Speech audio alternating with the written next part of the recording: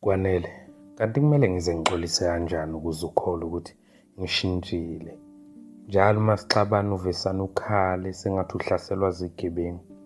Sekuneminyaka emingaki nje ngagcina ukukubeka isandla? Phendula Kwanele. 2 iminyaka mzi. Pho kungani ungaboni ukuthi sengishintshile manje? Futhi ngishintshela wena Sithando.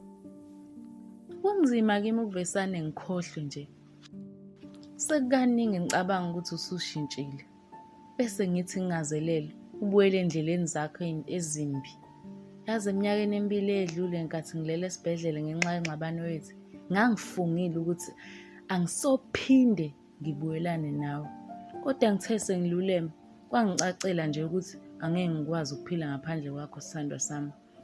Yingakho nanamuhla sisendawoni. Ngingakuphula ulimi Sithando. Kuyangithokozisa ukuthi ungithanda ngale ndlela ukuthi awufuni ukuphila ngaphandle kwami. Kodwa noma kunjalo akungiphathi kahle ukuthi namanje usacabanga ukuthi ngisengabuyela emkhubeni emidala emva kwezinto ezingaka esesidlule kuzo sobabili. Kumele ngize ngenze njani ukuze ube ungethembe futhi uzizwe uphephile mawunami?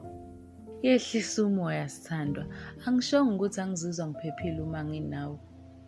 Uyayazi ingqondo iyathanda ukuhlala ibuyisa izinto ezindala. Kodwa mina ekujuleni kwenhliziyo ngiyazi ukuthi lo mzi ophambi kwami akasophinda ngilimaze futhi.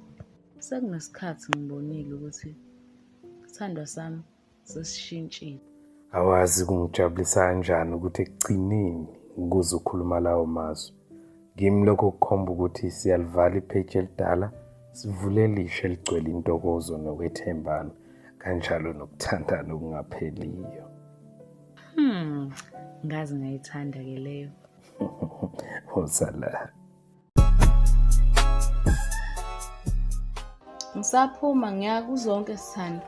Uzonke enganobelana ekseni kanti yini lengake nixoxana? Hawu kahle mzi. Usuzokwenzani ngokuthi sixoxane? Ngicela bongicishela isitofu ngishiya irice eziko. Selivuthiwe kusela ukuthi kusha amanzi nje.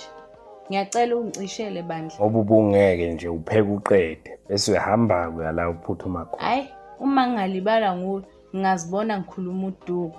Usale kahle sengihembe. Nalo zonke amjahile njalo angazi ukuthi umsiza ngani. Uqala uyelo wayehola umbhikisho ukuthi angiboshwe ngingaphinde ngikhishwe.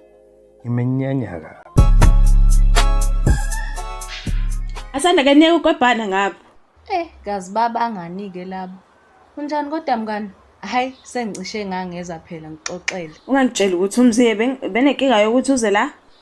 Phela nawe yamazi umzi unjani. Akayizwa nje indaba yomavakashelana. Hayi suka yimi nje angangifuni. Awu lutho mngani, akunjalo nje. Musa nje ukuphikita engabona nawe asanda ukuthi akangifuni umzi. Kodwa vele nami sengakwamukela lokho futhi anginendaba naye shem. Angizanga ke mina ukuzokhuluma ngebeef yakho nomzila. Bathina abafazi. Bayasifaka yini esitokfeleni? Bayakuvuma wena cabanga. Mina bathi bayangibonga nginalo igama elihle. Cabanga nje. Hawu zonke shomu unamanga. Ngiyakutshela nje angisadiniwe kanje wemngani. Ungangeni nje wena lapha ya. Ayibo Kwanele.